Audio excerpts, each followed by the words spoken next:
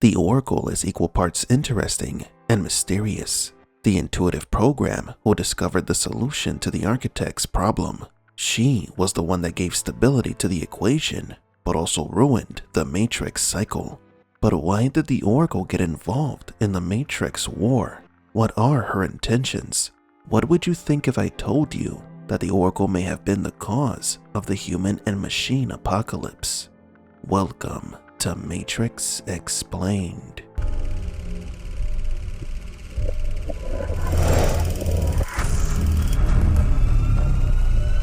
Welcome to the desert of the real. Before we begin today's video, we would like to invite you to visit the Street Fighter Verse, a channel dedicated to everything Street Fighter. Would you like to know what is the Hadouken, or if Bison has been dead the entire time? Then please visit Street Fighter Verse. Link to the channel in the description below. To understand this theory, we must go back to the past.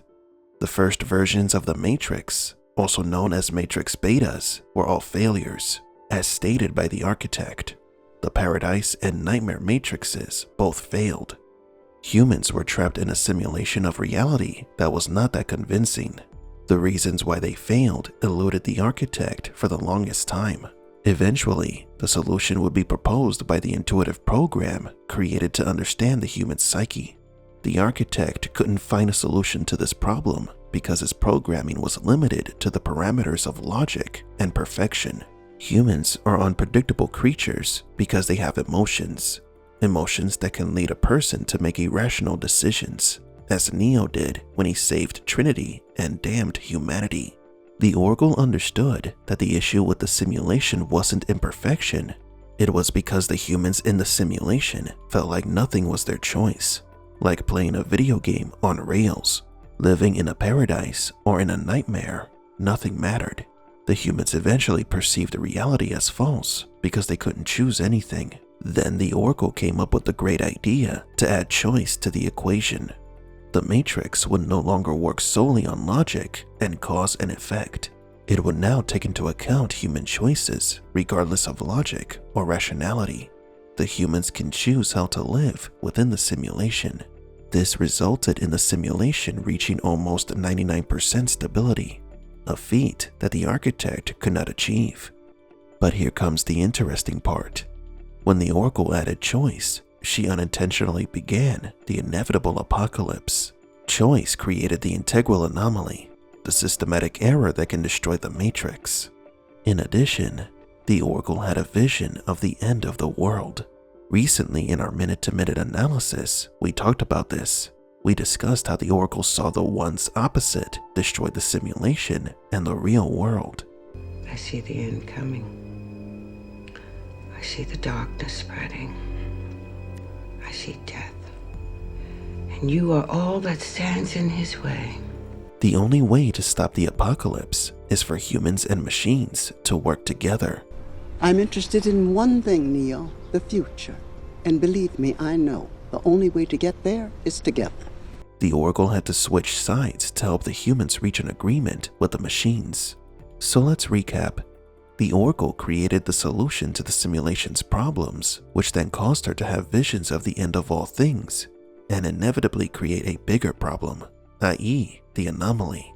This is why Smith calls her Mom. You are a bastard. You would know, Mom. After the architect activated the first Matrix with the added choice, the Oracle realized what she had done and thus created a plan to prevent the darkness from consuming everything. The prophecies of the One, her influencing and leading the Red Pills, were all parts of the same plan to avoid an extinction that she accidentally created. The Oracle was responsible for the potential end of the world, and so she became the savior of the world.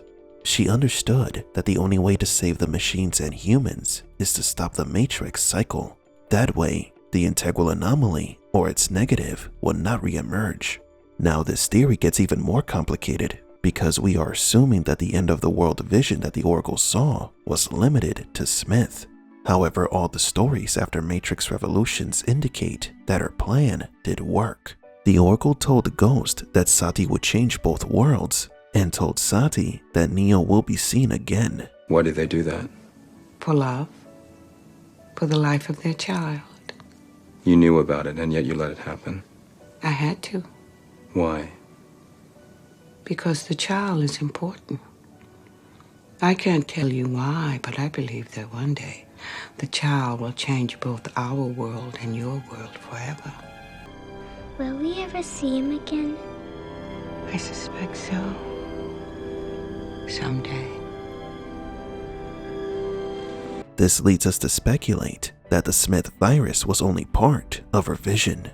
Of course, he needed to be stopped, but there could be something else coming. Why else would the Oracle be looking after Sati, the young program that could be the protector against the unknown threat that will occur in the future? However, there is something else that we haven't taken into account. The Oracle was created to study and understand the human psyche. She gained the ability to quote-unquote predict the future and saw the end of the world after choice was added to the equation. But what if she added choice because of her end of all life on the planet, vision? The architect's obsession with perfecting the simulation could end up creating something more dangerous than Smith. So adding choice was part of the Oracle's plan to disrupt the Matrix cycle and prevent the apocalypse. She's been planning to save the world long before helping the architect. And like we said earlier, her plan worked to a T. That is until Matrix 4. Stay tuned, as we will soon be detailing every piece of the Oracle's plan we have so far. But do you agree? What is the fortune teller's true purpose? Did she have the vision of the end of the world before or after adding choice to the equation? Is she the savior of man and machine, or the harbinger of their extinction?